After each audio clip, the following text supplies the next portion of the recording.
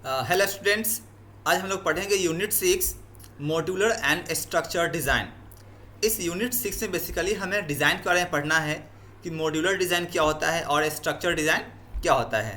तो देखते हैं इसमें क्या क्या पढ़ना है। सबसे पहले इसमें हम पढ़ेंगे डिज़ाइन प्रिंसिपल्स। डिज़ाइन प्रिंसिपल दो टाइप के होते हैं, दोनों टाइप इसमें हम पढ़ेंगे। एक है टॉप डाउन डिज़ाइन और दूसरा है बॉटम अप डिज़ाइन। उसके बाद हम पढ़ेंगे स्ट्रक्चर चार्ट एंड उसके बाद हम पढ़ेंगे मॉड्यूलरिटी। मॉड्यूलरिटी में 3 टॉपिक पढ़ने हैं हमें। पहला गोल्स ऑफ डिज़ाइन, दूसरा कपलिंग एंड तीसरा कोहेजन। तो चलिए इस चैप्टर को हम आगे समझते हैं, क्या कहता है चैप्टर, क्या होता है डिज़ाइन। सबसे पहले हम डिज़ाइन की बात करते हैं। अगर जैसे ही वर्ड सुनते हैं डिज़ाइन तो एक आता है हमारे मन में कि आखिर में किसी चीज़ का पिक्चर आता है हमारे मन में कि किसी चीज़ का डिज़ाइन हो सकता है। जैसे कि एक बिल्डिंग बन रही है उसका डिज़ाइन हो सकता है, एक कार का डिज़ाइन हो सकता है, एक किसी का पिक्चर हो सकता है, वो भी एक डिज़ाइन कहलाता है, या फिर कोई शेप हो सकता है, वो भी एक डिज़ाइन है। तो डिज़ाइन का मतलब कोई भी स्ट्रक्चर जो हमारे माइंड में आता है या फिर जिसको हम कहीं पे देखते हैं क्रिएटेड फॉर्म में, उसे हम डिज़ाइन ही बोलते हैं। जैसे किसी घर में जाते हैं तो कहते हैं घर का डिज़ाइन कितना अच्छा है, घर का इंटीरियर डिज़ाइन कितना अच्छा है, घर घर का मतलब कि जो बिल्डिंग है उसका डिज़ाइन कितना बढ़िया है, कोई फ़ोटो है तो उसका डिज़ाइन कितना बढ़िया है, कोई मिरर है तो उसका डिज़ाइन कितना बढ़िया है। यानी कि डिज़ाइन वर्ड जो है ना बहुत ही ज़्यादा कनेक्टेड है हमसे और हर जगह हमें यह देखने को मिलता है। तो उसी डिज़ाइन के बारे में हम यहाँ पढ़ेंगे कंप्यूटर के रेस्पेक्ट में, सॉफ्टवेयर डेवलपमेंट के रेस्पेक्ट में कि डिज़ाइन क्या होता है। तो एक सिस्टम डेवलपमेंट के रेस्पेक्ट में डिज़ाइन की बात करें तो डिज़ाइन क्या होता है, यह एक प्रोसेस है। Design is a process. अब डिज़ाइन प्रोसेस है तो डिज़ाइन करता क्या है? Design is a process that bridges the gap between specification and coding. क्या करता है? स्पेसिफिकेशन, यानी कि जब सिस्टम डिज़ाइन करते हैं तो डिज़ाइन करने से पहले हम रिक्वायरमेंट को स्पेसिफाई करते हैं, ठीक है। एंड रिक्वायरमेंट स्पेसिफाई करने के बाद on the basis of that requirement, उसी रिक्वायरमेंट के बेस पे हम डिज़ाइनिंग शुरू करते हैं, बाद में हम कोडिंग करते हैं, ठीक है। तो जो स्पेसिफिकेशन होता है सिस्टम का, जो आपको SDLC के बारे में पता होगा जिसके 7 फेजेस होते हैं, उसमें हम रिक्वायरमेंट स्पेसिफिकेशन का ही पढ़ते हैं। पहले प्लानिंग होता है, दूसरा रिक्वायरमेंट एनालिसिस होता है, उसी को हम रिक्वायरमेंट स्पेसिफिकेशन बोलते हैं। उसके बाद डिज़ाइन आता है, यानी कि डिज़ाइन जो है थर्ड फेज़ है। उसके बाद कोडिंग आता है, ठीक है। तो जो थर्ड फेज़ है यह स्पेसिफिकेशन यानी कि सेकेंड फेज़ एंड कोड यानी कि फोर्थ फेज़, दोनों के बीच में जो गैप है उसको ब्रीज करने का काम करता है, यानी कि एक पुल का काम करता है। वहाँ पे डिज़ाइन के बेस पे ही कोडिंग होता है और स्पेसिफिकेशन के बेस पे डिज़ाइन होता है। The design of system is correct if the system is build according to the design that satisfy the requirement of the system.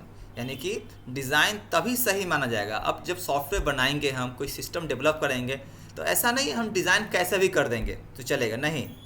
हमने जो रिक्वायरमेंट एनालिसिस किया है, हमने जो रिक्वायरमेंट स्पेसिफिकेशन दिया है, on the basis of that specification, जो specification हमने दिया है उसी स्पेसिफिकेशन के बेस पे क्या करते हैं, हम डिज़ाइन करते हैं। जब तब वो हमारा डिज़ाइन जो है करेक्ट माना जाता है एंड उसी डिज़ाइन को लेकर हम फिर आगे कोडिंग करते हैं, ठीक है। ऐसे हम अलग अलग फेज क्रॉस करते हैं।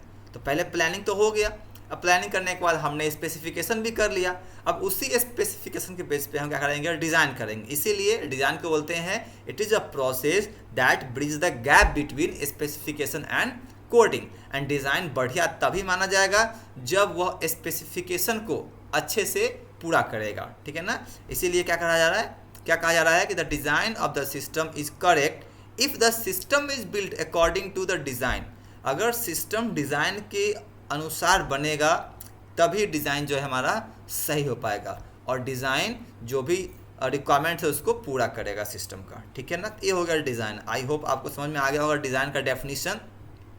आगे देखते हैं सम प्रॉपर्टीज़ ऑफ डिज़ाइन। अब डिज़ाइन के कुछ प्रॉपर्टीज़ होते हैं।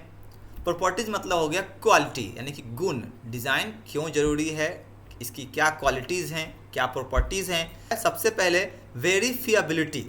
वेरीफिएबिलिटी का मतलब क्या हो गया कि जिसको हम वेरीफाई कर सकते हैं, यानी कि एबिलिटी टू वेरीफाई। क्या बोलता है, it is concern with how easily the correctness of design can be argued. यानी कि अगर कोई डिज़ाइन हुआ है, उस डिज़ाइन में कोई प्रॉब्लम है तो उसको कितना आसानी से हम क्या कर लें, ठीक कर लें, कितना जल्दी उसको हम ठीक कर लें। ये हो गया वेरीफिएबिलिटी, यानी कि सिस्टम का डिज़ाइनिंग हो, डिज़ाइन में कुछ एरर रहे तो उसको करेक्ट भी किया जा सके आफ्टर वेरिफिकेशन।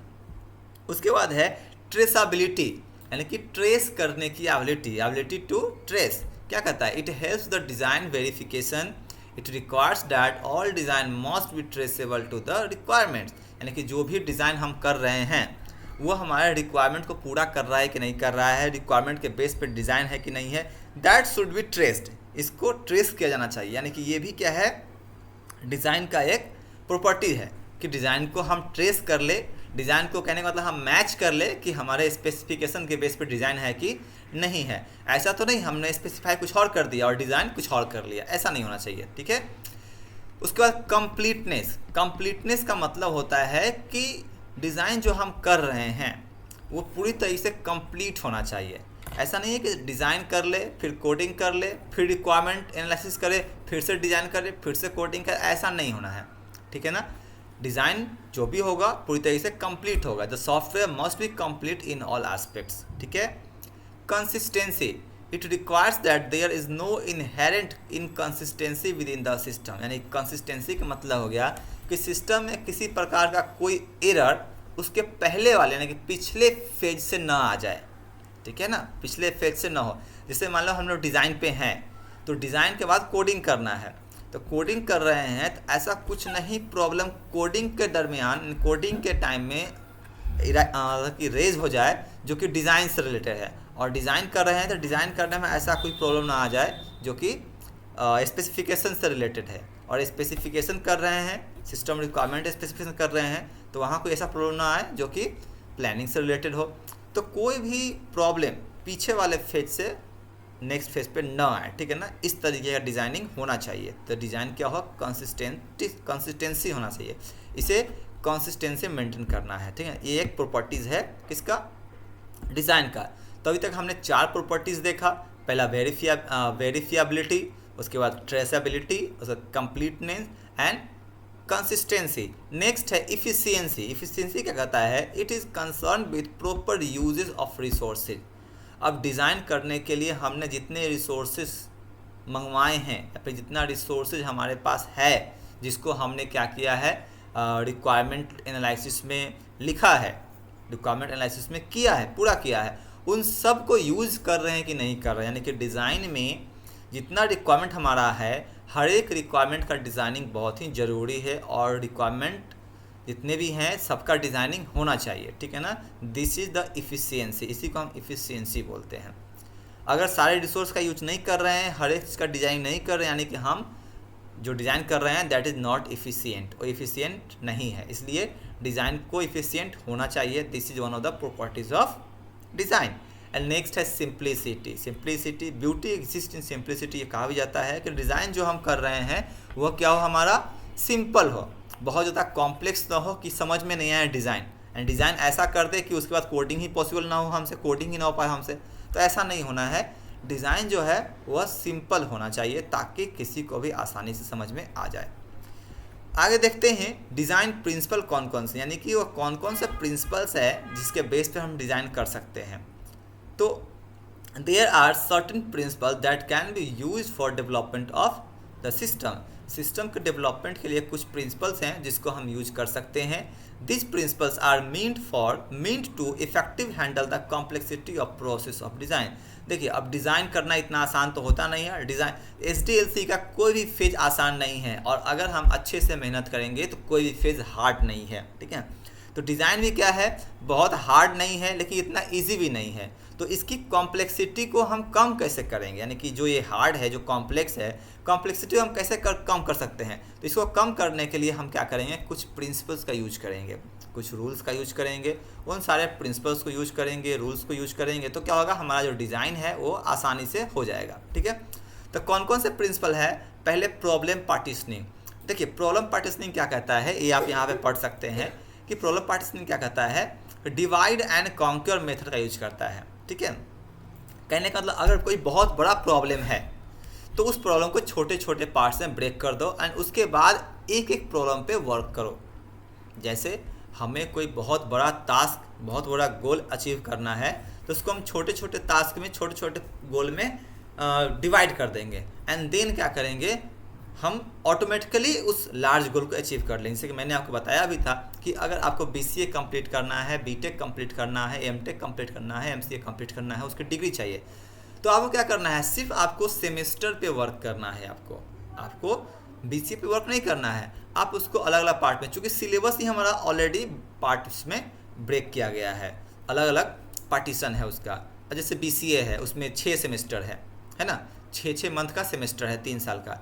तो हमें सेमेस्टर पे फोकस करना है। सेमेस्टर में जो चैप्टर्स दिए गए हैं, जो बुक्स प्रिस्क्राइब किए गए हैं, उस बुक्स पे फोकस करना है, उसको पढ़ना है। BCA से मतलब नहीं है, हम उस सेमेस्टर से मतलब रखेंगे। हम एक सेमेस्टर को पूरा करेंगे, सेकेंड सेमेस्टर को पूरा करेंगे, ऐसे करके हम सारे सेमेस्टर को पूरा कर लेंगे। क्या होगा, हमारा BCA कंप्लीट हो जाएगा। तो दिस इज प्रॉब्लम पार्टीशनिंग। तो अगर कोई बहुत बड़ा प्रॉब्लम है जिसका डिज़ाइनिंग करना है, तो उस प्रॉब्लम का क्या करेंगे, हम छोटे छोटे पार्ट्स में ब्रेक कर देंगे एंड देन डिज़ाइन करेंगे। सिस्टम के कॉन्टेक्स्ट में कैसे समझ सकते हैं इसको हम, जैसे मान लीजिए आपको एक कोई सॉफ्टवेयर बनाना है। अब उस सॉफ्टवेयर में क्या है, 20 इंटरफेस डिज़ाइन करने हैं, 20 तो हमने क्या किया कि सारे इंटरफेस को पहले हम अलग अलग क्या करेंगे, स्पेसिफाई कर देंगे और उस इंटरफेस का डिज़ाइनिंग अलग अलग तरीके से हम अलग अलग पेज पे करेंगे। ठीक है ना, तो हो जाएगा। अब पूरे वेबसाइट के बारे में, पूरे सॉफ्टवेयर के बारे में अगर हम एक बार सोच ले तो फिर डिज़ाइनिंग कॉम्प्लेक्स हो जाएगा, लेकिन उसको हम अलग अलग मॉड्यूल्स में ब्रेक कर दे, अलग अलग पेज में ब्रेक कर दे, तो हम आसानी से डिज़ाइन कर पाएंगे। तो ये होता है प्रॉब्लम पार्टीशनिंग। नेक्स्ट होता है एब्स्ट्रैक्शन। एब्स्ट्रैक्शन क्या होता है, it is an indispensable part of design process. देखिए क्या कहता है, यह एक इनडिस्पेंसिबल पार्ट। अब इनडिस्पेंसिबल का मतलब क्या होता है, इसका मतलब होता है कि वैसा पार्ट जिसको हम इग्नोर नहीं कर सकते हैं, जो बहुत ही इंपॉर्टेंट है and is essential for problem partitioning. Problem partitioning के लिए यह इंपॉर्टेंट भी है, यानी कि एब्स्ट्रैक्शन जो है और प्रॉब्लम पार्टीशनिंग के लिए बहुत ही ज़्यादा इंपॉर्टेंट है। It is a tool that permits the designer to consider components at an abstract level. यानी कि यह एक टूल है जो डिज़ाइनर को हेल्प करता है to consider a component at the abstract level, यानी किसी भी कंपोनेंट के एब्स्ट्रैक्ट लेवल पे वर्क करने में। ठीक है, ये होता है abstraction without worrying about the details of the implementation of the components. यानी कि अब हमें क्या करना है, उसके ऊपरी जो व्यू है, आउटर व्यू है, उसको डिज़ाइन करेंगे। दिस इज द एब्स्ट्रैक्शन, ये बहुत ज़रूरी है। जैसे आप एक कार देखते हो, कार के अंदर बैठते हो तो स्टीयरिंग वगैरह दिखता है, उसका एक अंदर का एक डिज़ाइन दिखता है आपको। अब वो डिज़ाइन है, आपने चाबी लगाया, कार स्टार्ट हो गया, लेकिन वो कैसे स्टार्ट हुआ, चाबी लगाने के बाद उसके अंदर क्या क्या फंक्शन हुआ, कैसे इंजन स्टार्ट हुआ, इससे हमें मतलब नहीं होता है। हमें सिर्फ उसका आउटर डिज़ाइन से मतलब होता है कि यह कैसे काम कर रहा है, कहाँ पे क्या चीज़ है, कहाँ पे क्या टूल है। ठीक है, तो ये एब्स्ट्रैक्शन का हमें यूज़ करना है कि डिज़ाइन में एब्स्ट्रैक्शन का बहुत वैल्यू है कि जो इंटरफेस है वो कैसा होगा बेसिकली यहाँ पे। ठीक है ना, दिस इज एब्स्ट्रैक्शन। नेक्स्ट है आपका, अब देखिए ये दो प्रिंसिपल दिया गया है यहाँ पे, एक है आपका प्रॉब्लम पार्टीशनिंग और दूसरा है एब्स्ट्रैक्शन। ये दोनों प्रिंसिपल को हमें फॉलो करना है अच्छे से, तब हम क्या करेंगे, डिज़ाइन कर पाएंगे। नेक्स्ट आगे क्या कुछ अप्रोच दिए गए हैं डिज़ाइन करने के, जो हम फॉलो करते हैं। जैसा कि हमने शुरू में ही देखा है, एक है top down design approach and दूसरा है बॉटम अप डिज़ाइन अप्रोच। ठीक है, तो सबसे पहले हम देख लेते हैं टॉप डाउन डिज़ाइन अप्रोच क्या कहता है। तो क्या होता है टॉप डाउन अप्रोच, चलिए देखते हैं। टॉप डाउन अप्रोच, जैसा कि दिख रहा है, टॉप मतलब ऊपर, डाउन यानी कि ऊपर से नीचे तक का यह अप्रोच है। ठीक है ना, तो this approach start by identifying major component. देखिए इसमें बेसिकली हम लोग करते क्या हैं कि जो सिस्टम हम बनाते हैं, सिस्टम क्या होता है ना, कलेक्शन ऑफ कंपोनेंट्स, आप ये भी कर सकते हैं। ठीक है, system is a collection of components, जहाँ पे हर एक कंपोनेंट्स किसी न किसी पर्टिकुलर गोल को अचीव करने के लिए बनाया जाता है। तो जो मेजर्स कंपोनेंट होते हैं, मेजर कंपोनेंट, जिसको हम फर्दर अलग अलग पार्ट में ब्रेक करते हैं। ठीक है, तो मेजर कंपोनेंट से स्टार्ट करते हैं इस डिज़ाइनिंग को। जो टॉप डाउन डिज़ाइन है, इसमें हम लोग मेजर कंपोनेंट को सबसे ऊपर रखते हैं, उसके नीचे उसके 2 पार्ट 3 पार्ट, यानी कि उसको जो अलग अलग पार्ट में ब्रेक करते हैं, उस कंपोनेंट्स को रखते हैं। फिर उस कंपोनेंट्स का सब पार्ट होता है, फिर जो सब पार्ट है फिर उसका पार्ट होता है। इस तरीके से डिज़ाइनिंग होता है, that is top down design. ठीक है, जैसे किसी भी चीज़ का हायरार्की आप देख सकते हो, जैसे आप एक कॉलेज का ही ले लो, सबसे ऊपर में डायरेक्टर क्या होते हैं, चेयरमैन होते हैं, उसके बाद उस नीचे डायरेक्टर होते हैं, फिर उसके नीचे एडमिन होते हैं, फिर प्रिंसिपल होते हैं, फिर अलग अलग स्टाफ होते हैं वहाँ पे, ठीक है। तो ये जो हायरार्की मेंटेन हो रहा है, इस मतलब कि इस हायरार्की को हम क्या कहते हैं, टॉप डाउन डिज़ाइन बोलते हैं। ऐसे ही जब कोई सॉफ्टवेयर हम डिज़ाइन करेंगे या फिर करते हैं, तो सबसे पहले हम सोचते हैं उस सॉफ्टवेयर के बारे में। जैसे हमें कोई सॉफ्टवेयर बनाना है लाइब्रेरी इंफॉर्मेशन सिस्टम का, यहाँ पे लिखा हुआ है लाइब्रेरी, तो हमने तो सिर्फ अभी सोचा है लाइब्रेरी इंफॉर्मेशन सिस्टम का हमें सॉफ्टवेयर बनाना है, सिर्फ सोचा है। अब हमने सिर्फ पूरे सिस्टम का बारे में सोच लिया, लेकिन इस सिस्टम में क्या क्या पार्ट्स होंगे, कितने मॉड्यूल्स होंगे, अब जो मॉड्यूल्स होगा उस मॉड्यूल्स का कितना सब मॉड्यूल होगा, अब ये सब हमें क्या करना है, डिज़ाइन करना पड़ेगा, ठीक है ना। तो हमने स्टार्ट कहाँ से किया, हमने ऊपर से किया। पहले हमने टॉपिक सोच लिया, पहले हमने सिस्टम का बारे में सोच लिया, फिर उसको अलग अलग पार्ट में हम ब्रेक करते हुए नीचे चले गए। This is top down design. इसमें मेजर कंपोनेंट्स क्या करते हैं हम लोग, डिकम्पोज करते हैं अलग अलग सब कंपोनेंट्स में, या फिर सब लेयर बोल सकते हो इसको आप, ठीक है ना। इस तरीके से हम क्या करते हैं, डिज़ाइन करते हैं। पूरा टॉप डाउन हायरार्की होता है, ठीक है ना। ये आपका आ गया टॉप डाउन डिज़ाइन में, ठीक है। जैसे यहाँ पे एक एग्जांपल दिया गया है लाइब्रेरी इंफॉर्मेशन सिस्टम का, आप देख सकते हैं कि यहाँ पे टॉप पे क्या है, लाइब्रेरी इंफॉर्मेशन सिस्टम, ये सबसे टॉप पे है, यानी कि रूट हो गया, ठीक है ना। अब इस सिस्टम को बनाने के लिए अगर मान लीजिए हमें लाइब्रेरी इंफॉर्मेशन सिस्टम को डेवलप करना हो, ठीक है ना, कोई ऐसा सॉफ्टवेयर बनाना हो जो कि लाइब्रेरी को हेल्प करे, तो हम तो पहले क्या किया हमने कि टॉपिक देख लिया, हमने सिस्टम के बारे में सोच लिया। अब इसको क्या करेंगे, अब सीधा इस सिस्टम को थोड़ा ही बना लेंगे, हम इसके अलग अलग पार्ट्स को सोचेंगे पहले। अब तो लाइब्रेरी में क्या क्या होता है, डेटा एंट्री को हमने एक अलग पार्ट में ले लिया, उसके बाद क्वेरीज, इसको हमने अलग पार्ट में ले लिया, प्रोसेसिंग, रिपोर्ट, क्विट। तो ये सारे क्या है, ये जो लाइब्रेरी इंफॉर्मेशन सिस्टम है इसके अलग अलग पार्ट्स हो गए, अलग अलग कंपोनेंट्स बोल सकते हैं, अलग अलग मॉड्यूल्स भी बोल सकते हैं, ठीक है। तो हम पहले इस वाले पार्ट पे वर्क करेंगे, इस वाले पार्ट पे वर्क करेंगे, इस वाले पार्ट पे वर्क करेंगे। तो जो हम डिज़ाइन कर रहे हैं वो तो हम ऊपर से डिज़ाइन कर रहे हैं नीचे की ओर, ये नहीं कर रहे हैं। तो ये क्या हो गया, ये टॉप डाउन डिज़ाइन हो गया। लेकिन जब काम स्टार्ट करेंगे, वर्क स्टार्ट करेंगे, तो हम बॉटम से स्टार्ट करेंगे, ठीक है ना। वर्क जो है हम बॉटम से स्टार्ट करेंगे, तो यह बॉटम अप अप्रोच हो जाएगा फिर, ठीक है ना। तो डिज़ाइनिंग दो तरीके हो गए, एक टॉप डाउन हो गया ये, ठीक है ना। जैसे यहाँ पे आप देख सकते हैं फर्दर क्या किया गया है, डेटा एंट्री को दो भाग में डिवाइड किया गया है, स्टूडेंट एंड फैकल्टी। उसके बाद प्रोसेसिंग को दो पार्ट में डिवाइड किया गया है, नहीं प्रोसेसिंग को तीन पार्ट में डिवाइड किया गया है, issue, find, calculation and return, ठीक है ना।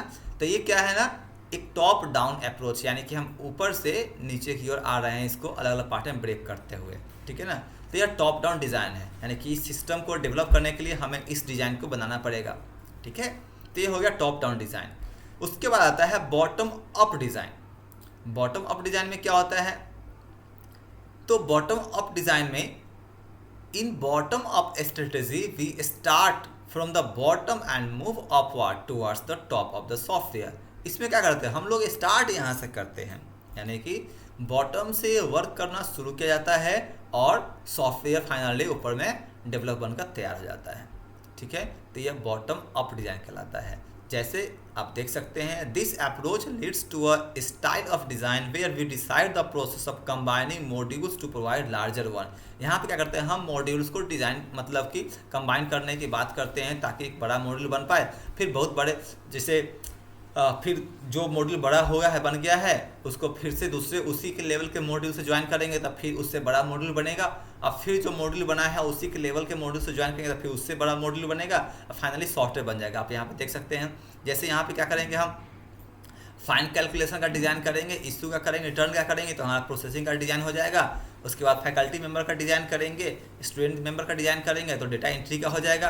अब डेटा एंट्री का हो जाएगा, क्वेरी का हो जाएगा, प्रोसेसिंग का हो जाएगा, रिपोर्ट का हो जाएगा, क्विट का हो जाएगा, तो लाइब्रेरी इंफॉर्मेशन सिस्टम का हो जाएगा। तो ये जो डिज़ाइनिंग कहलाएगा, नीचे से जो ऊपर जा रहा है, ये आपका बॉटम अप डिज़ाइन कहलाएगा, ठीक है।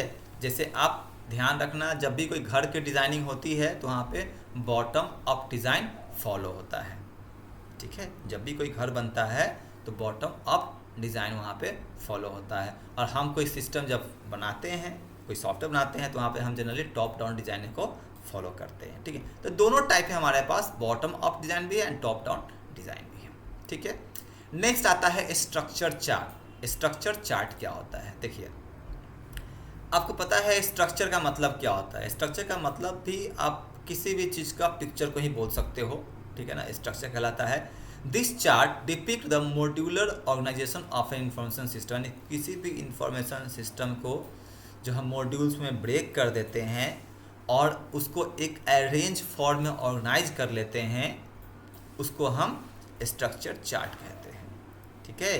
कोई भी सिस्टम हो, किसी सिस्टम को आप ध्यान से समझिए, किसी भी सिस्टम को जब हम अलग अलग मॉड्यूल्स में ब्रेक कर देते हैं तो ऐसा नहीं है कि हम सारे मॉड्यूल्स पे एक ही बार काम करते हैं या फिर सारा मॉड्यूल्स एक ही बार में हमारे लिए इम्पोर्टेंट हो जाता है या फिर सारे मॉड्यूल्स की प्रायोरिटी सेम होती है।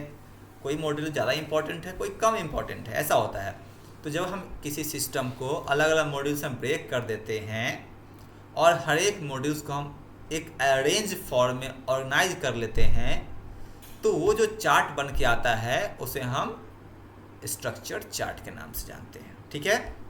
The organization is hierarchical. कोई भी ऑर्गेनाइजेशन जो है हायरार्किकल होता है, यानी कि जब भी हम यहाँ पे ऑर्गेनाइजेशन किसी कंपनी की बात नहीं है। एक चीज़ ध्यान देना है कि जब भी ऑर्गेनाइजेशन की बात होती है तो हमारे माइंड में क्या है कि कोई कंपनी आ जाता है, कोई इंस्टीट्यूशन आ जाता है हमारे दिमाग में। लेकिन यहाँ पे ऑर्गेनाइजेशन की बात कर रहा है जो अरेंज फॉर्म, यानी कि असेंडिंग और डिसेंडिंग ऑर्डर में जो अरेंज होता है ना, उसी ऑर्गेनाइजेशन की बात कर रहा है यहाँ पे। तो जो ऑर्गेनाइजेशन है वो हायरार्किकल होता है।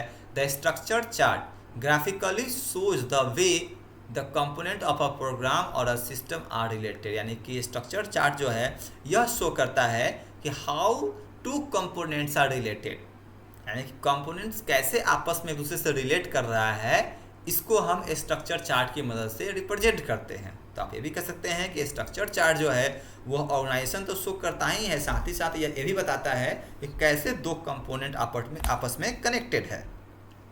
The relationship are shown in the terms of parameter passing mechanism applied and the basis structure. ये जो है बेसिक स्ट्रक्चर के बेस पे, यानी कि basic structure programming operation namely sequence, selection and repetition. वही बात है यहाँ पे कि जब स्ट्रक्चर चार्ट बनेगा, मॉड्यूल्स को ऑर्गेनाइज किया जाएगा, तो उसके बेसिक वर्क के हिसाब से, नाम के हिसाब से अरेंज किया जाएगा। The structure chart depict the division of a system into program. देखिए स्ट्रक्चर चार्ट जो है यह किसी भी सिस्टम के डिवीजन को भी डिपिक्ट करता है। अब चूंकि सिस्टम डेवलप हो रहा है तो सिस्टम क्या है, कलेक्शन ऑफ प्रोग्राम्स कहेंगे उसको हम, अगर सॉफ्टवेयर बना रहे हैं तो सॉफ्टवेयर सिस्टम की बात करते हैं तो, ठीक है ना, तो उसको रिप्रेजेंट करता है। However, the internal structure of those programs which are written in third and fourth generation language can be depicted, ठीक है। तो स्ट्रक्चर चार्ट मुझे लगता है आपको समझ में आया होगा। आया क्या करता है कि structure chart depicts various modules across different level of hierarchical organisation. हर एक लेवल पे, हर एक के जितने भी लेवल्स होते हैं, हर एक लेवल पे जितने भी मॉड्यूल्स होते हैं, यह सब स्ट्रक्चर चार्ट के माध्यम से ही हम शो करते हैं। It has one coordinating module eight top, and top पे क्या होता है, इसका अलग अलग मॉड्यूल्स होता है। एक मॉड्यूल इसके टॉप पे होता है, ठीक है ना, जो कि सबको कोऑर्डिनेट कर रहा होता है। The modules at the next level are called the coordinating module, ठीक है ना। एंड उसके नेक्स्ट पे जो मॉड्यूल होता है वो कोऑर्डिनेटिंग, यानी टॉप पे जो मॉड्यूल होता है, जो टॉप पे मॉड्यूल होता है वह कोऑर्डिनेटिंग मॉड्यूल टॉप पे होता है। And the modules are at the next called coordinating modules. ये सब कोऑर्डिनेटिंग मॉड्यूल कहलाता है, ठीक है ना। As the coordinating modules and the option in it may be consider as subordinate module. And उसके नीचे यानी कोऑर्डिनेटिंग मॉड्यूल, देखिए जैसे टॉप पे एक मॉड्यूल बन गया, उसके नीचे अलग अलग मॉड्यूल्स बना, फिर उसके नीचे अलग अलग मॉड्यूल्स बना, तो चूंकि नीचे वाला जो मॉड्यूल्स है उसके लिए उसके ऊपर वाला टॉप कहलाएगा, फिर उसके लिए उसके ऊपर वाला टॉप कहलाएगा। तो जो टॉप का मॉड्यूल जितना भी कहला रहा है वो अपने नीचे वाले के लिए क्या है, कोऑर्डिनेटिंग मॉड्यूल है, ठीक है ना। और जो नीचे वाले मॉड्यूल है वो क्या है, सब मॉड्यूल कहलाएंगे, सबऑर्डिनेट मॉड्यूल कहलाएंगे, ठीक है ना। Even the calling mechanism is hierarchy, इसको हम हायरार्की मैकेनिज्म भी बोल सकते हैं। जैसे आपको हम इसी एग्जांपल से समझाते हैं। मान लीजिए ये मॉड्यूल है, यह मॉड्यूल है, तो ये टॉप का मॉड्यूल हो गया इन सब के लिए। लेकिन डेटा एंट्री क्या है, ये भी एक टॉप का मॉड्यूल है इस दोनों के लिए। प्रोसेसिंग क्या है, टॉप का मॉड्यूल हो गया इस दोनों के लिए, है कि नहीं है। तो ये जो है यह कोऑर्डिनेटिंग मॉड्यूल कहलाएगा। ये कोऑर्डिनेटिंग मॉड्यूल क्या हो जाएगा, ये सब का हो जाएगा। लेकिन डेटा एंट्री क्या है, ये भी कोऑर्डिनेटिंग मॉड्यूल है, लेकिन यह सिर्फ ये दो कंपोनेंट का होगा, ठीक है ना। और जो नीचे वाला है यह सबऑर्डिनेट मॉड्यूल कहलाएगा। क्वेरी जो है ये सबऑर्डिनेट मॉड्यूल कहलाएगा, ठीक है ना। तो इस तरीके से आपको ध्यान में रखना है coordinating module and subordinating module क्या कहलाता है, ठीक है। चलिए क्या कहता है, कंसीडर द फिगर 6.4। चलिए फिगर देखते हैं क्या कहता है। देखिए यह एक सिस्टम है, इस सिस्टम को दो पार्ट में ब्रेक किया गया है, get X and Y X, फिर गेट एक्स को किया गया है get W and make X में, ठीक है। तो सिस्टम जो है ये आपका हो गया कोऑर्डिनेटिंग मॉड्यूल हो गया, और इस कोऑर्डिनेटिंग मॉड्यूल का get X and make X coordinating module हो गया, एंड गेट एक्स जो है यह get W and make X इसका कोऑर्डिनेटिंग मॉड्यूल हो गया। यानी कि गेट एक्स जो है यह सिस्टम के लिए क्या है, सबऑर्डिनेटिंग मॉड्यूल है, लेकिन make X and get W के लिए क्या है, कोऑर्डिनेटिंग मॉड्यूल है। And get W and make X क्या हो गया, ये दोनों सबऑर्डिनेटिंग मॉड्यूल हो गया। तो ये हो गया एक स्ट्रक्चर चार्ट का पिक्चर हो गया। आप ऐसे भी बना सकते हैं, कुछ भी यहाँ पे लिख सकते हैं, कोई प्रॉब्लम नहीं है। आप यहाँ पे किसी ABCD भी लिख सकते हो, लेकिन उसको आपको बता देना पड़ेगा, जैसे इस तरीके से यहाँ पे बता दिया गया है एक्सप्लेन करके, ठीक है ना। या फिर आप किसी सिस्टम के बारे में लिख सकते हो। ये है आपका चार्ट बनाने का तरीका, ठीक है ना। अब इसमें कुछ क्या बोलते हैं, सिम्बल्स यूज किए जाते हैं, उसको आगे देखते हैं हम। The communication between various modules in the structure chart take place by passing the requisite data item as parameter. यानी कि इसमें जो है, इसमें जो इंपॉर्टेंट डेटा है उसको हम पास करते हैं पैरामीटर के रूप में। लिखना जरूरी होता है यहाँ पे, इसे ध्यान देना है कि जब भी मॉड्यूल बनाएंगे तो उसमें जो, जैसे कि आप प्रोग्राम में पढ़े होंगे वेरिएबल डिक्लेरेशन। वेरिएबल डिक्लेरेशन क्या होना चाहिए, एक ऐसा होना चाहिए कि वेरिएबल से ही लगे कि हाँ किस चीज़ का वेरिएबल होगा, है कि नहीं। वैसे ही यहाँ पे जो कंटेंट लिखेंगे, जो पैरामीटर लिखेंगे, वह क्या हो कि इंफॉर्मेटिक होना चाहिए। Data is presented as data couple and flag. Data जो है डेटा कपल एंड फ्लैग के रूप में प्रेजेंट होता है। डेटा कपल, यहाँ ध्यान देना है, जो इंपॉर्टेंट चीज़ है कि data couple is a symbol which consist of an empty circle with an arrow coming out of it. इसको मैं थोड़ा हाईलाइट कर देता हूँ, इस चीज़ को येलो कलर से, कि डेटा कपल क्या है, एक सिंबल है which consist of empty circle. इसमें एक एम्प्टी सर्कल होता है, यहाँ देख सकते हैं डेटा कपल, यहाँ एम्प्टी सर्कल दिख रहा है आपको, इसमें से एक एरो निकलता हुआ है, तो ये data couple and data coupling express करने के लिए हम इस सिंबल का यूज करेंगे। एंड कंट्रोल फ्लैग एक्सप्रेस करने के लिए हम इस सिंबल का यूज करेंगे, जिसमें एक सर्कल तो होगा एंड एरो भी निकलेगा, लेकिन वह सर्कल क्या होगा, फील्ड होगा, ठीक है ना। आगे क्या लिख रहा है, control flag is indicated by using the same symbol as that of a data couple except that the circle is field. इसको भी मैं हाईलाइट कर देता हूँ, ठीक है ना, ग्रीन कलर से। तो ये जो है डेटा कपल क्या होता है, ध्यान रखना है कैसा सिंबल होता है, एंड कंट्रोल फ्लैग का सिंबल कैसा होता है। Control flag gives information about the data being communicated, यानी कि जो डेटा कम्युनिकेट किया जाना है उसको हम कंट्रोल फ्लैग से रिप्रेजेंट करते हैं। तो ये बहुत ही इंपॉर्टेंट बात है, यहाँ पर ध्यान देना है कि जो डेटा हमें कम्युनिकेट करना है उसको, जैसे मान लीजिए किसी डेटा को एक्स से वाई की तरफ भेजना है, तब यहाँ पे क्या करेंगे, हम यहाँ पे एक कंट्रोल फ्लैग लगाएंगे, ठीक है ना, नीचे की ओर एरो देकर। वाई से सिस्टम की ओर भेजना है, अगर मेक वाई से सिस्टम की तरफ भेजना है तो हम कंट्रोल फ्लैग ऊपर की ओर लगाएंगे, ठीक है ना। It may indicate end of file, कभी कभी यह एंड ऑफ फाइल को भी रिप्रेजेंट करता है, ठीक है ना। आगे क्या कहता है कि figure 6.5 show the symbols for data couples. यहाँ पे डेटा कपल के लिए सिम्बल्स है, यहाँ कंट्रोल फ्लैग के लिए सिम्बल्स है। उसके बाद क्या कहता है, अ module is indicated bye rectangular. Module को हम रेक्टेंगुलर बॉक्स में लिखते हैं। ध्यान रखना है कि जब हम मॉड्यूलर डिज़ाइन करेंगे, डिज़ाइन बनाएंगे, तो मॉड्यूल को हम रेक्टेंगुलर बॉक्स में लिखेंगे। उस बॉक्स से हम क्या करेंगे, दूसरे मॉड्यूल्स को फिर ड्राइव करेंगे, तब निकालेंगे। एंड कम्युनिकेशन किस तरफ हो रहा है, इसको हम डेटा कपल के माध्यम से या फिर कंट्रोल फ्लैग के माध्यम से रिप्रेजेंट करेंगे। कंट्रोल फ्लैग के माध्यम से बताते हैं कि कम्युनिकेशन क्या है, हो रहा है, ठीक है। चलिए आगे क्या कहता है, ये फिगर 6.7 या क्या करता है, एक मॉड्यूल शो करता है। 6.8 depict that a subordinating and subordinate module, super ordinate and subordinate module. यहाँ पे एक चीज़ और ध्यान देना है कि मॉड्यूल जो कोऑर्डिनेटिंग मॉड्यूल होता है ना ऊपर में, इसको हम लोग सुपर ऑर्डिनेट मॉड्यूल ही बोलते हैं, ठीक है ना। कोऑर्डिनेटिंग मॉड्यूल को हम लोग सुपर ऑर्डिनेट मॉड्यूल भी बोलते हैं। तो सुपर ऑर्डिनेट मॉड्यूल भी है, ठीक है। और ये जो है यह सबऑर्डिनेट मॉड्यूल है। तो यहाँ पे ये दो फिगर दिखा रहा है आपको, ठीक है। A will call B whenever necessary, ठीक है। ए विल कॉल यानी कि ए जो है बी को कॉल करेगा जब जरूरत पड़ेगा तब, ठीक है। आगे depict a total 3 modules namely A B C. अब इस मॉड्यूल को देखिए, यहाँ पे 3 मॉड्यूल है, ए बी और सी, यहाँ पे 3 मॉड्यूल है। A is the superordinate module, ये सुपर ऑर्डिनेट मॉड्यूल है, इसको कोऑर्डिनेट मॉड्यूल आप बोल सकते हैं, ठीक है। B C are subordinate module, B C जो है ये सबऑर्डिनेट मॉड्यूल है। एंड द कर्व्ड एरो, आप देखिए ये जो कर्व एरो है ये क्या शो कर रहा है, the curve arrow over to communication line connecting modules A to B and C indicate that B and C are repeatedly called by A, यानी कि यह क्या शो कर रहा है, जब मॉड्यूल ए है सुपॉर्डिनेट मॉड्यूल कोऑर्डिनेट मॉड्यूल, तो यह यहाँ लगा दिया हमने, ये सर्कल लगा दिया, तो इसका मतलब ये है कि ए जो है जो सुपॉर्डिनेट मॉड्यूल है एक कॉन्टिन्यूसली क्या है बी को और सी को कॉल करता है किसी काम के पर्पज से, किसी काम के पर्पज। जैसे मान लीजिए आप मालिक है किसी दुकान के और आपने 2 स्टाफ रखे हैं, तो आपने स्टाफ को बार बार बुलाइएगा ना जी, कोई भी काम करेगा तो आपको, तो वही ये हो गया आपका सुपॉर्डिनेट, ये हो गया आपका सबऑर्डिनेट, ठीक है। ये देखिए ये सिंबल क्या कहता है, तो यहाँ देख रहे हैं लिखा हुआ है फिगर के बारे में कि repeated calls from the of modules B and C by A. यहाँ क्या होता है subordinate modules are called on condition. देखिए ये यहीं पे ये जो यहाँ फिगर दिख रहा है, इसी में अगर यहाँ पे हम ऐसे एक बना दे, 1 मिनट में थोड़ा ड्रॉ करके देखता हूँ, यहाँ पे अगर हम ऐसे करके बना दे, ऐसे बना दिए तो ये हो गया कंडीशन लगा दिया हमने, यानी कि अब ए बी सी को कॉल तो करेगा लेकिन on the basis of condition, condition के बेस पे कॉल करेगा, ठीक है ना, ऐसे कॉल नहीं करेगा, तो ये ध्यान रखना है।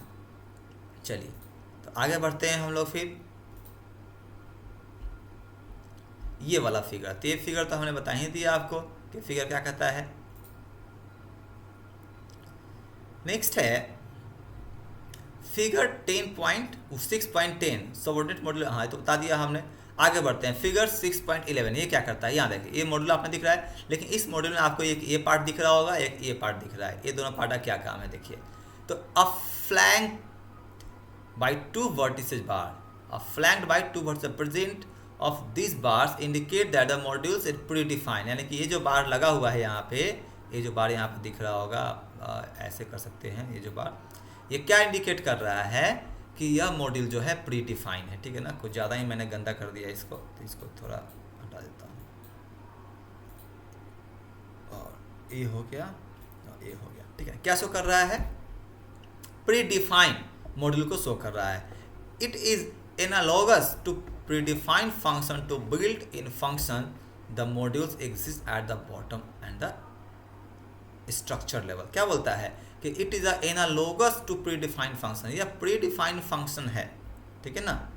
अब एनालॉगस मतलब क्या हो गया कि हमेशा नहीं होगा, कभी कभी प्री डिफाइंड फंक्शन के रूप में काम करेगा। And this modules exist at the bottom, यह स्ट्रक्चर के बॉटम में इसको हम लिखते हैं। जैसे ये मॉड्यूल हो गया, ये मॉड्यूल बी है, अब इसके नीचे अगर मॉड्यूल आएगा तो हम इस तरीके से लिख सकते हैं, ठीक है ना। देखिए ये मॉड्यूल क्या कहता है, ये आपका ए मॉड्यूल है, ये मॉड्यूल बी है, सेम क्या रहा है कि module B is embedded in module A, ये वाला यहाँ पे लगा हुआ है, देख रहे हैं इस तरीके का, इस तरीके का लगे, यानी कि बी जो है ए के अंदर ही है, ए के अंदर ही है, एम्बेडेड है, ठीक है ना। ये तो ये हैट जो है इसको बोलते हैं क्या, हैट सिंबल बोलते हैं, ध्यान रखना है।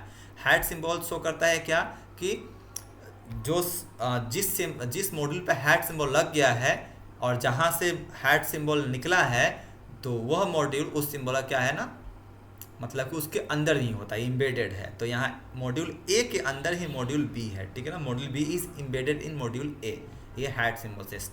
अब यहाँ फाइनल एक फिगर है जो हम लोग समझ लेते हैं, चलिए देखते हैं। देखिए ये सिस्टम है, ये एक मॉड्यूल है सुपॉर्डिनेट मॉड्यूल, या फिर आप इसको कोऑर्डिनेट मॉड्यूल भी बोल सकते हैं।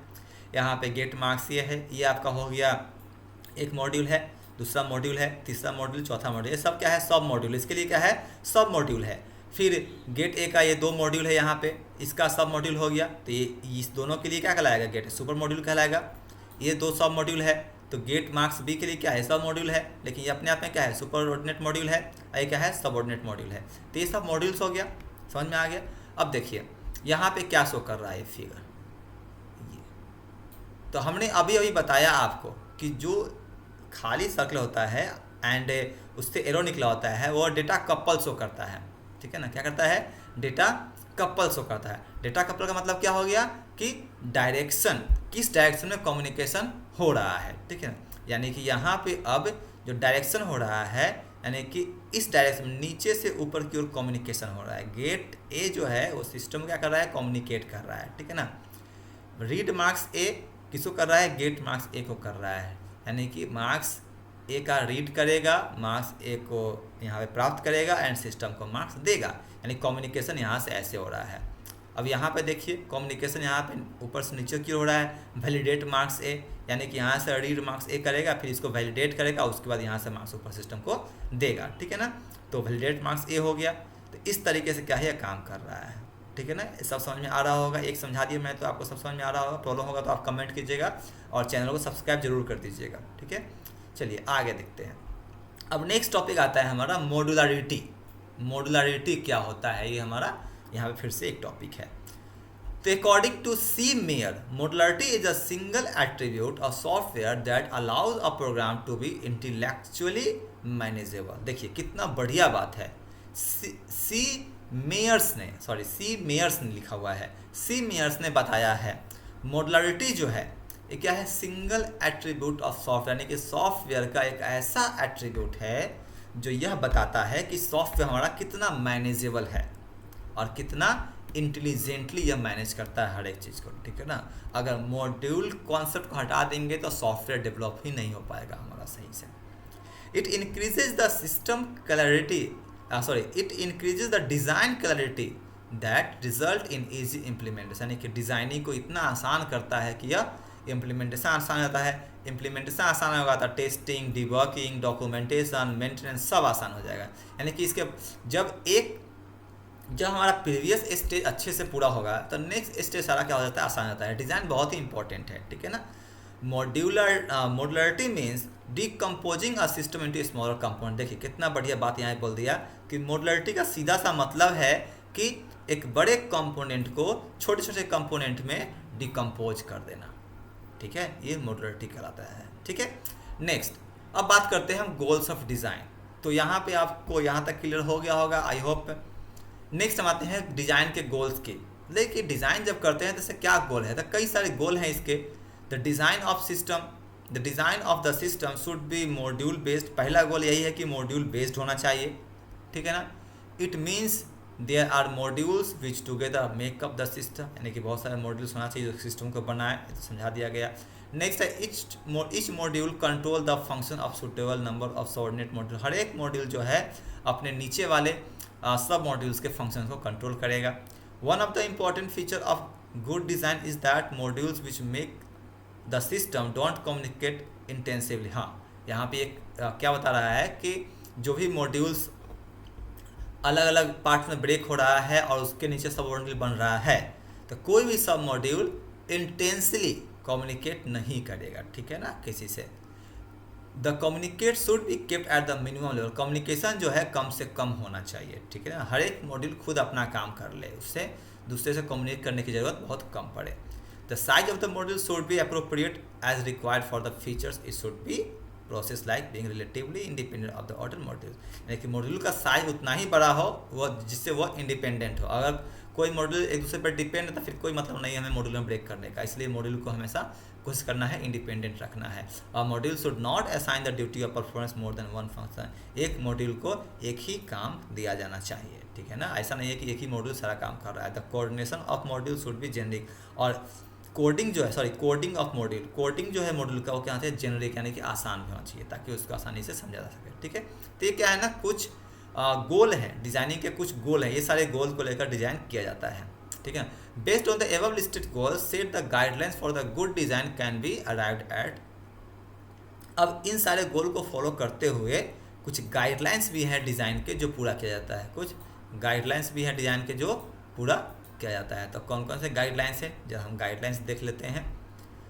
A system should be divided into many relatively independent module. System को कई सारे पार्ट में डिवाइड किया जाना चाहिए, क्योंकि ये तो शुरू से बता रहा है। इसे हम क्या बोलते हैं, फैक्टरिंग ही बोलते हैं, यानी कि एक सिस्टम को अलग अलग मॉड्यूल्स में चेंज कर देना फैक्टरिंग भी कहलाता है, ये भी ध्यान रखना है, ठीक है। The superordinate module should control not more than 7 ordinate. एक चीज़ यहाँ, एक इंपॉर्टेंट चीज़ यहाँ क्या है कि जो भी सुपर ऑर्डिनेट मॉड्यूल है उसके नीचे मैक्सिमम जो है 7 मॉड्यूल्स होने चाहिए, ठीक है ना। मैक्सिमम 7 मॉड्यूल्स, यह बहुत ही इंपॉर्टेंट बात है, आपको ध्यान रखना है कि मैक्सिमम 7 मॉड्यूल्स ही हो सकते हैं। जैसे ये होता है ना ब्लूटूथ, एक ब्लूटूथ से मैक्सिमम कितने डिवाइस कनेक्ट कर सकते हैं? तो 7 डिवाइस कनेक्ट कर सकते हैं। एक डिवाइस जो कनेक्टिंग है सो, और साथ हम और दूसरे डिवाइस कनेक्ट कर सकते हैं। तो इससे जो नेटवर्क बनता है उसको हम लोग पिकोनेट बोलते हैं। यहाँ भी वैसे ही याद रखना है कि एक मॉड्यूल्स को हम मैक्सिमम 7 सब मॉड्यूल में ही ब्रेक कर सकते हैं। The dependency level between module should be minimum, dependency इसमें कम होनी चाहिए। This automatically leads to the design of module, तो इससे क्या होगा, अपने आप मॉड्यूल का डिजाइनिंग होता रहेगा। ठीक है ना। आगे क्या कहता है, बुलियन वेरिएबल्स और flag can be use for the purpose of communication. ठीक है ना। This is called coupling. Coupling के लिए हम मतलब मान लीजिए अगर कोई मॉड्यूल को किसी दूसरे मॉड्यूल से कुछ कम्युनिकेट करना है, अब कितना भी हम मॉड्यूल को इंडिपेंडेंट बना देंगे लेकिन कहीं ना कहीं डिपेंडेंसी रहेगी ही सिस्टम में है, तो उसको हम कपलिंग बोलते हैं। तो वहाँ पे कम्युनिकेशन के लिए हमें बुलियन फ्लैग का यूज करना है, जैसे कि 0 और 1 का यूज करना है। Usually modules if do not more than 100 lines it may B minimum of 50 lines. ठीक है ना। क्या बोलता है, usually a modules if of not more than 100 line, अगर कोई मॉड्यूल्स है वो 100 लाइन से ज़्यादा का नहीं है देन उसे हमको 50 लाइन क्या करना है, मिनिमम कर देना है। यानी कि मिनिमम 50 होना चाहिए, मैक्सिमम 100 लाइन्स होना चाहिए मॉड्यूल्स का, आपको ये ध्यान रखना है। But size are not the restricted follow, size restrict नहीं है तो इसको उतना हमें ध्यान देने की जरूरत भी नहीं है। The module should not perform more than 1 function, एक मॉड्यूल को एक ही काम करना है, ये ध्यान देना है। There should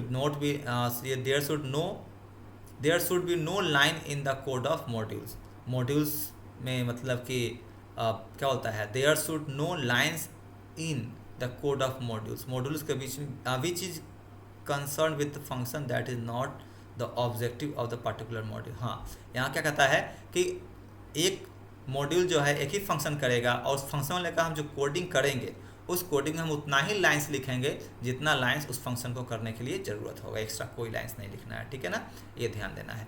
one easy check for this conference is that the modules function should be describe easily in a few word, this is called cohesion. इसको हम कोहेजन बोलते हैं, यानी कि इसको हम जैसे कि कोई मॉड्यूल हम बना रहे हैं उस मॉड्यूल में हम उतना ही लाइन्स ऑफ कोड लिखेंगे जितना से वो मॉड्यूल काम कर जाए, जितना से वो फंक्शन हमारा वर्क करे। ठीक है ना। और इसको हम एक बार जब चेक करेंगे तो इसे हम कोहेजन बोलेंगे। ठीक है। Modules at the lower level of the design is called more than one of the subordinate module, and जो नीचे के मॉड्यूल्स होते हैं वो सब सबऑर्डिनेटिंग मॉड्यूल्स कहलाते हैं। तो मैंने बता दिया गया, ऊपर के मॉड्यूल को सुपर ऑर्डिनेट और कोऑर्डिनेटिंग मॉड्यूल कहते हैं। ठीक है। चलिए नेक्स्ट टॉपिक आता है हमारा कपलिंग एंड कोहेजन। ठीक है। तो इसको हम लोग एक काम करते हैं, नेक्स्ट वीडियो में इसको कवर कर लेते हैं। इस वीडियो को यहीं पे ख़त्म करते हैं, और अगर आपको ये समझ में आया है तो आप इसे सब्सक्राइब जरूर कीजिएगा और लाइक वीडियो कर दीजिएगा। ठीक है। चलिए, तो नेक्स्ट वीडियो हम लोग फिर मिलते हैं आगे के टॉपिक के साथ।